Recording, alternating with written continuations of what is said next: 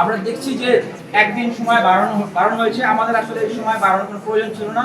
একটা সুনির্দিষ্ট ছাত্র সংগঠন তাদেরকে ফেভার করার জন্যই কিন্তু একদিন বাড়ানো হয়েছে।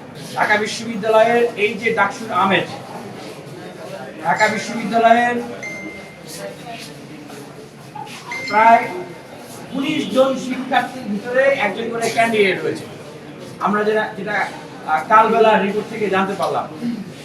ঢাকা বিশ্ববিদ্যালয়ে এর চেয়ে বিউটি অফ ডেমোক্রেসি আর হয় না। একজন প্রথম বর্ষের শিক্ষার্থীও তিনি ভাবতেছেন যে আগামী ঢাকা বিশ্ববিদ্যালয় কিরকম হবে, ঢাকা বিশ্ববিদ্যালয়ের আগামী দিনে কিভাবে পরিচালিত হবে, সেই ক্ষমতা এখন ঢাকা বিশ্ববিদ্যালয়ের ছাত্রছাত্রীদের হাতে, শিক্ষার্থীদের হাতে। আর আমরা যে দাবিটি আজকে জানিয়েছি, যেহেতু কেন্দ্রে 28টি পদ এবং হলগুলোতে 13টি পদ, অনেকগুলো পদ কিন্তু, এবং প্রতি 19 জন শিক্ষার্থীর ভিতরে একজন করে শিক্ষার্থী ক্যান্ডিডেট, সেক্ষেত্রে নামগুলো মনে রাখা কিন্তু কঠিন এবং অনেকেরই নাম কিন্তু কাছাকাছি হয়ে যায়। আমরা দাবি জানিয়েছি যে ব্যালট নাম্বার এবং নামের পাশে যেন প্রত্যেক ক্যান্ডিডেটের একটা সুস্পষ্ট ছবি থাকে, শিক্ষার্থীরা যেন খুব সহজেই আইডেন্টিফাই করতে পারে। এবং আমার ব্যক্তিগত জায়গা থেকে একটা কারেকশন আছে, সাংবাদিক ভাইদেরকে এই তথ্যটা দিচ্ছি যে আমার নামের যে বানান, এটা অনেক ক্ষেত্রেই অনেক মিডিয়াতে আমি দেখেছি যে ভুলভাবে আসছে। সেক্ষেত্রে আমার নামটা হচ্ছে মোহাম্মদ বিন ইয়ামিন মোল্লা, এবং এখানে যে ইয়ামিন এটা রস্বইকার না, এটা দীর্ঘইকার। কারণ প্রথম সারির অনেক পত্রিকা বা সংবাদ মাধ্যম আসলে ভুলটি করছেন।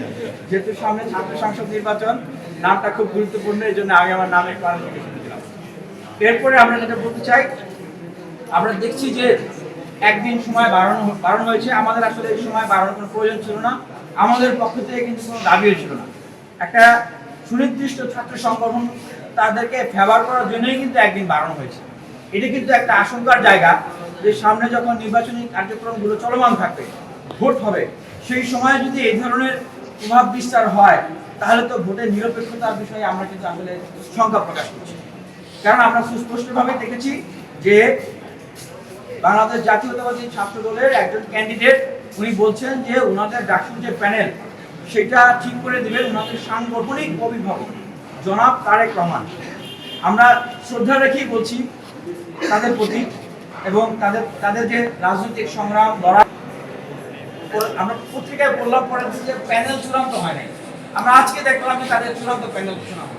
এখন আমার প্রশ্ন আপনাদের উদ্দেশ্যে এবং শিক্ষার্থীদের উদ্দেশ্যে, যে এটা কি প্রমাণ করে না যে আসলে তারা আজকের আগে তাদের প্যানেলটা চূড়ান্ত করতে পারে, এবং এই কারণেই আসলে তারা তাদের মনোনয়ন উত্তোলন করতে পারে না, কারণ সিদ্ধান্ত আসছিল না। এবং এটা কিন্তু অন রেকর্ড পত্রিকাতে নিউজ হয়েছে, গতকালকে রাত পর্যন্ত যে সিদ্ধান্ত আসছে না। তো সে কারণে আমরা মনে করি যে বিশ্ববিদ্যালয় প্রশাসনকে তার সক্রিয়তা বজায় রেখে তাদেরকে কাজ করতে হবে, কারোর প্রতি বায়াস করা যাবে না। এবং আমরা কুয়েট হলে একটা ঘটনা আমরা শুনেছি এবং সেটা ভিডিও ক্লিপও আমরা দেখেছি।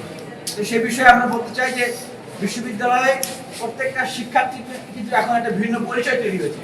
তারা কিন্তু এখন শুধুমাত্র শিক্ষার্থী না, তারা ভোটার, কেউ কেউ ক্যান্ডিডেট।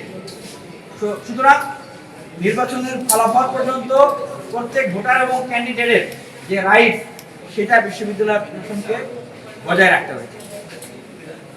সাংবাদিক ভাইদের কোনো প্রশ্ন থাকতে বলতে পারেন। আর আমাদের যে প্যানেল আমরা ঘোষণা করেছি, এই প্যানেলের যে মোটো, যে DUCSU for change, vote for change, motto হচ্ছে no more dirty politics, no more violence. আমাদের ভিশন হচ্ছে 1 স্টুডেন্ট 1 বেড 1 টেবিল। আমরা এই ভিশনকে সামনে রেখে আমরা কাজ করছি।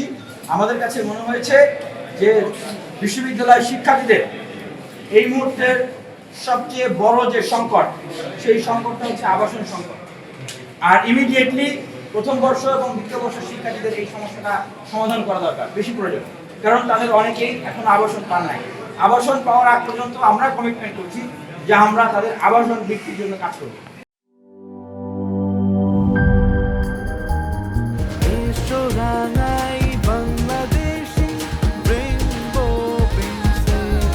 রেইনবো পেইন্টস, ছড়াও জীবনের রং।